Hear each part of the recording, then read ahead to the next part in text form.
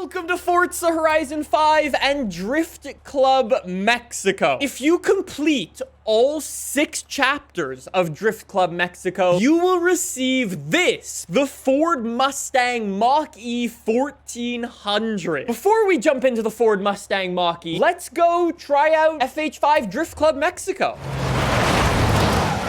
There's only one Welshman I know who can handle a car like that. Well, it's not a patch on your sideways skills, that's for sure. Okay, I like the little intro. So just drift it down the runway. Let's go. Okay, so I just have to earn 10,000 points. Okay, 50,000 points for 3 stars. I'm not gonna lie, challenge number 1 is a little bit, easy. When's the grand opening of Drift Club Mexico? Who told you about that? You're too easy, Rob.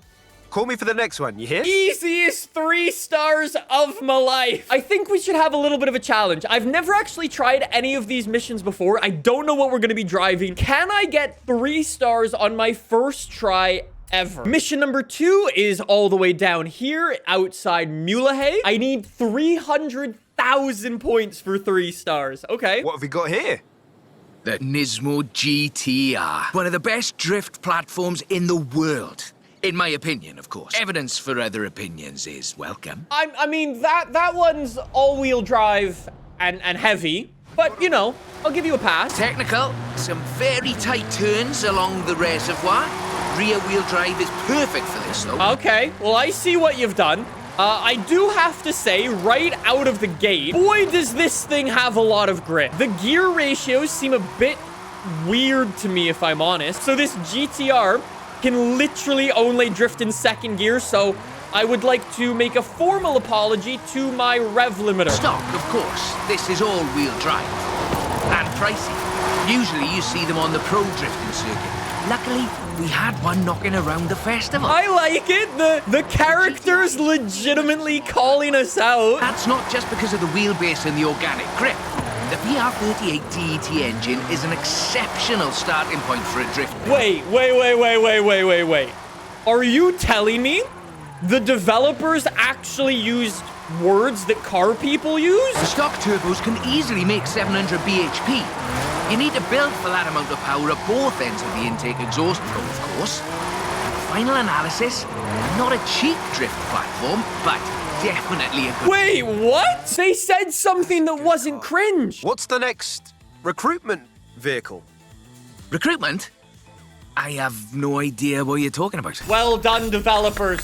That is fantastic. Mission number 3, 450,000 points. Drop by for you know what. I'll slide right over then. Remember what I just said about them being cringe? Proper Formula Drift BMW. I like it.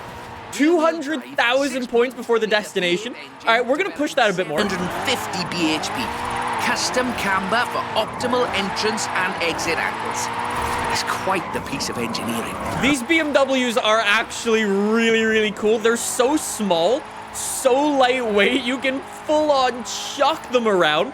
I like the Sir Please sticker on the back. That's awesome. 1 mile to our destination. We have already 3-starred this. You know what? I should actually probably look on the leaderboard to see how well I'm doing. Considering I got this downloaded so quickly, who knows? I might have one of the best scores out there. Some informal leaderboards for all of these little drives, and I've worked up a few of Haley's accolades. Have a look at them. That wasn't set up in any way, I promise. All right, let me take a look real quick. Let's see the leaderboard. I'm the only person on my friends list who has done it. I'm 5th place in the world. Wait, one of the developers did this in an A-class car? Wait, what? Absolutely nothing to see there. 600,000 points on this one? How about this? The 2020 151 Formula Drift Supra. 2020 Toyota GR Supra. Modified by Papadakis Racing with approximately 700 extra bhp. But higher baseline speed necessitates maintaining the drift at a greater lateral velocity. My man Robert really loves his lateral velocity. This is very well done. I'm actually thoroughly impressed by these drift missions. Be ready to functionally destabilize the rear. My man's clearly gone to university using all of these big words. I'm gonna go and stabilize Robert's rear soon, though. Keep sending it super straight through the canyons. Again, this thing actually drifts really nicely. So far, it's only been that GTR that's been a bit sus. Robert, here is your lateral velocity. I'm topped out, but keep going for the, For the leaderboards? yes. I probably wouldn't recommend doing 360s if you are trying to get onto the leaderboard, but nicely done. Once again, 3 stars across the board. Thank you very much. 1 million drift score on this volcano mission. What am I gonna draw? It has to be a Mustang, right? It has to be. Drift Mustang. Very nice. And we've got 6.9 miles of the nicest drift road I think I've ever seen to try it out on. I'm a child. That certainly wasn't an accident. 5-litre V8, giving you a good centre of rotation, very slightly biased front, 900 bhp to push out the back. It takes some, pardon my jocularity, lateral thinking to build a good drift car out of a muscle platform. How have we reached the point where the developers are making 69 jokes? I love it. Forza's family friendly until it comes to a bit of 69. Oh, just a Mustang being a Mustang. It nearly drove off the road there. This Mustang's actually quite grippy, if I'm honest. Like, the rear tires, I don't know what tire I would assume they're drift tires, but they feel really, really wide and almost a bit grippy for me. I don't know if it's just me. Maybe I'm more just used to, like, slippier cars. It's all downhill from here. I mean that in the topographical sense. Watch the corners, though. Can't drift if we hit trees. Anyways, we gotta keep going 3 miles all the way down the volcano. I mean, once you get up to speed with this thing, it actually drifts really, really nicely. I'm gonna show you a sneaky trick that you can do in these missions if you were wondering. That's over 1 million drift points. That much tire smoke must be visible from the city. I mean, if anyone was watching, which they're not. And Mustang down and across the line. Okay, time to come clean. What are you planning? Just a little something we've been working. Thank you. I see you've brought some friends, Rob. Yeah, well, just the local chapter of Drift Club Mexico. We thought we'd surprise you. Drift to the destination. All right, so you want me to be Ken Block because this part doesn't actually count. Got it, no problem. The tunnels, the narrow streets, the cathedral square. The roads are closed. I think Ken Block did that in his film, didn't he? Didn't he drift tap an umbrella? No, we're looking good. We are looking so good in this thing. This drives nicely now. That's what I'm talking about. When you're given the opportunity to become Ken Block, you become Ken Block. I've got a bit of a confession. You see, we've got another car for you to have a look at. The RTR Ford Mustang Mach E 1400. The first fully electric drift and gymkhana platform. And there it is, the Mustang Mach E. So I've got to drift to the destination. It's heavy. Feature of controlled oversteer. What's up, Rob? Looks like you two are having a lot of fun with that car. Oh, yes. No way! Getting behind the wheel of the Ford Mustang Mach E 1400 completely changed my perspective on what power and torque can be. Together, my team at RTR Vehicles and Ford Performance spent over 10,000 hours working collaboratively on this to bridge the gap between what people believe an electric car can do and what it can actually do. The Mustang Mach E 1400 uses 7 motors, 3 on the front differential and 4 on the rear, giving us 1,400 horsepower so we can do anything from drifting to high-speed track racing. Every piece of aero and every duct you see is functional for aerodynamics and cooling. This car makes 2,300 pounds of downforce at 160 miles per hour. We're almost at the end. But as you've noticed, we've been running... That's so sick! For those of you who don't know, back in the day, Vaughn Gittin Jr., that guy, he drove me around in his Formula Drift Mustang, which is pretty cool. Just saying. Just toggle it over from all-wheel drive into rear-wheel drive, shutting down the front motors, and then off we go. All right, so welcome to the Ford Mustang Mach E. Apparently, I don't need to do any fun facts when we've got Von Gittin Jr. Anyway, so the game still wanted me to get 100,000 points in this mission. In all-wheel drive, this thing definitely is a little bit nicer to drive. In rear-wheel drive, it almost feels like it has too much torque. And finish line in the Mustang Mach E. On behalf of Drift Club Mexico, as well as RTR and Ford Performance, let me thank you for this show of the noble art of intentional oversteer. We thought you might like to keep the Mach E. I'm okay with that. 3 stars, every single mission, 1 try. Look at all of the accolades that are coming in as well. Hold on. Let me actually go take a look at those. So for those of you who don't know, a new update actually came out for FH5 today. This is where you actually redeem the Mustang Mach E. Note, you don't actually need to get 3 stars on it. You just need to complete it. So there you go. I know a lot of people are going to be confused for how you actually unlock that thing. That is how. 1,400 horsepower, 1,800 foot-pounds of torque. It does weigh 5,000 pounds, which when I said it felt heavy, turns out it is. At least in the bottom left-hand corner, all-wheel drive. It's already bone stock at the top of S1 class. Wait, this thing has 4 seats? I didn't know that. That's crazy. Imagine being in the back seat of this thing, being drifted around by Von Gittin Jr. It shouldn't be called the Mustang Mach E. It should be called the B-Sick 1400. So I've got it on rear-wheel drive right now. Let me start up this race and let's see what happens. I just want to see if we are actually in. Yep, that's all-wheel drive. If I stop driving, yeah, so it's exactly the same as race mode. When your vehicle has a race mode, you will always be in race mode for the races. With this, you will always be all-wheel drive in race. 1,400 horsepower, 1,800 foot-pounds of torque. Let's see if this thing's any good. So 100 miles an hour, 130. What's the top speed of this thing? It's got mega amounts of downforce. 160 miles an hour. Fully capped right there. I would imagine we're going to be able to tune our rear aero to make it a little bit faster in a straight line, but I'm really interested to see what upgrades this thing actually has. This thing is also extremely grippy. Obviously, I understand it has all of this downforce, but those tires are so much grippier than I expect. Can I drift?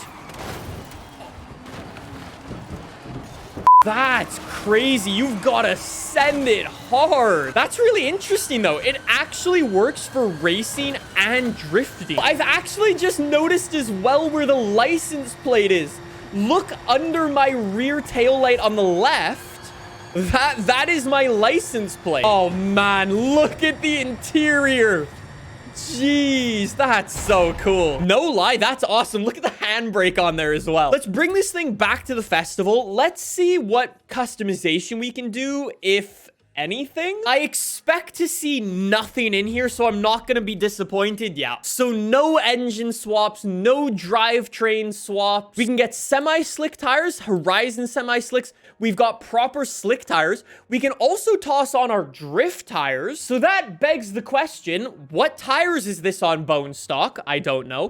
We can make our tires a little bit wider. We can go up to 315 in the front and 335 in the rear. Those actually bring the wheels out a really nice amount. Let's go. We can also upgrade our drivetrain. Okay, just our differential. I guess I'll go for a race diff. And then we can upgrade our brakes to race brakes. Surprising that doesn't have it already. Then we can toss on rally suspension and drift suspension? What does the game think this suspension is bone stock? We can remove 500 pounds out of this thing. That's not bad. That's really nice, actually. I think we'll save drifting and we'll come back to that in a second.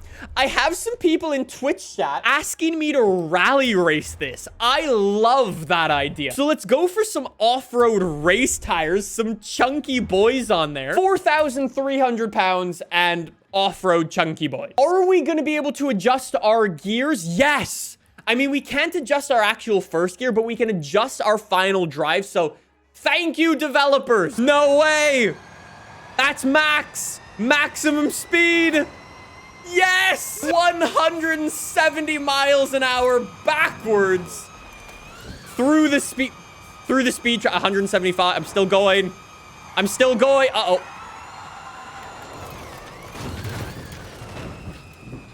And that's why you don't drive 175 miles an hour backwards. Is this gonna be any good, or is it gonna be a massive failure? I'm going up against some... Uh-oh. Gears. And away we go. Mustang Mach E. So, luckily, we're all-wheel drive for this, so I don't need to worry about sliding out too much.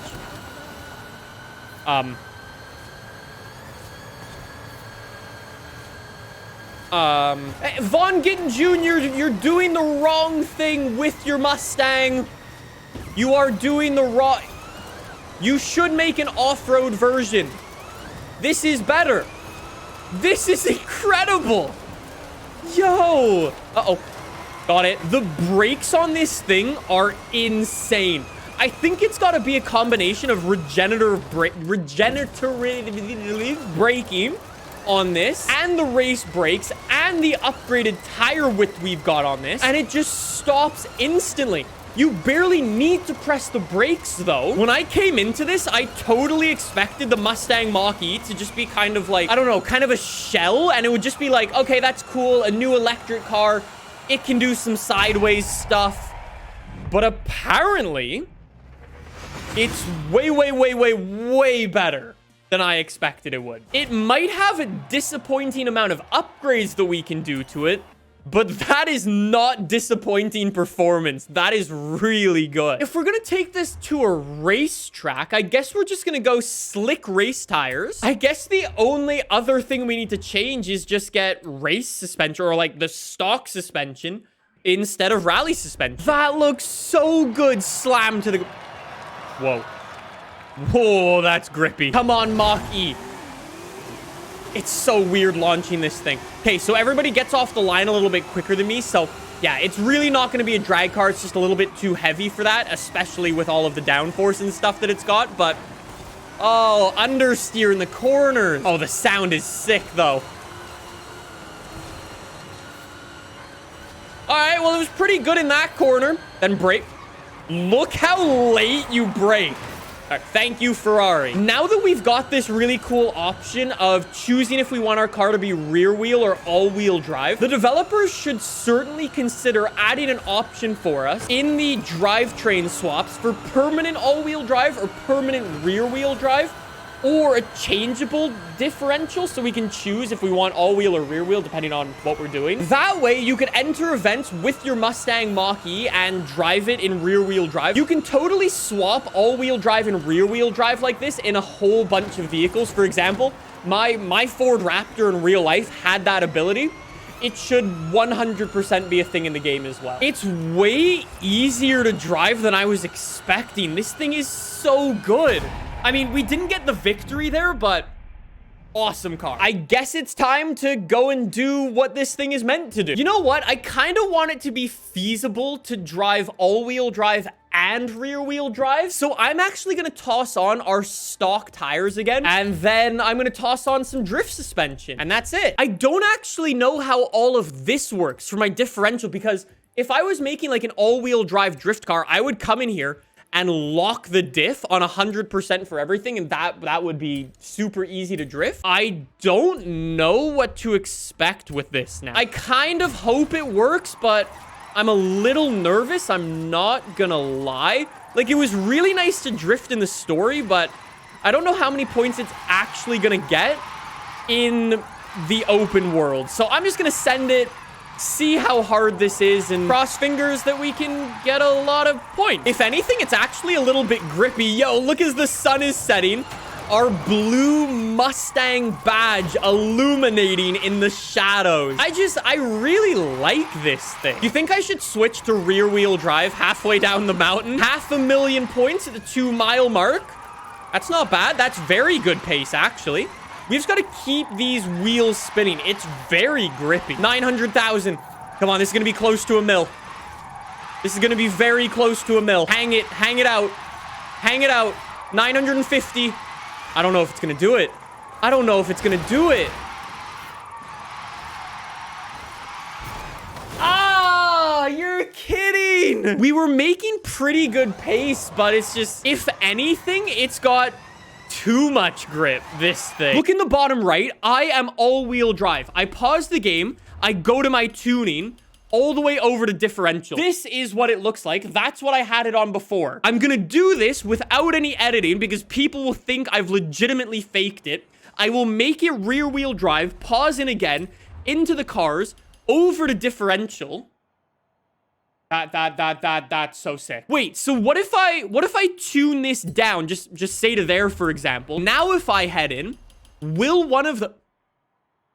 That's so cool. And attempt number 2, rear-wheel drive. There is no way we are getting 1,000,000 points with rear-wheel drive. I'm gonna send it, and we'll see what we can do, but there is no way we're gonna be able to hang this out. It's so weird to swap rear-wheel drive and all-wheel drive like that. It messes with my brain. I like this. I actually much prefer driving this thing in rear-wheel drive.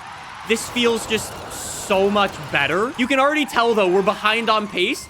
We're only at 450,000 points at the 2-mile mark when we were at 500,000 before, so we are getting a little bit less than we were. There's 900,000 finally. Keep it going, Mustang. Kind of as predicted. Still a really, really good drift car, but not quite as good as it was with all-wheel drive. I'm so happy the developers decided to add this thing in. I'm really hoping the rear-wheel drive and all-wheel drive train swap comes to other vehicles, like I was saying. It's a really nice car to drive, really fun to mess around with.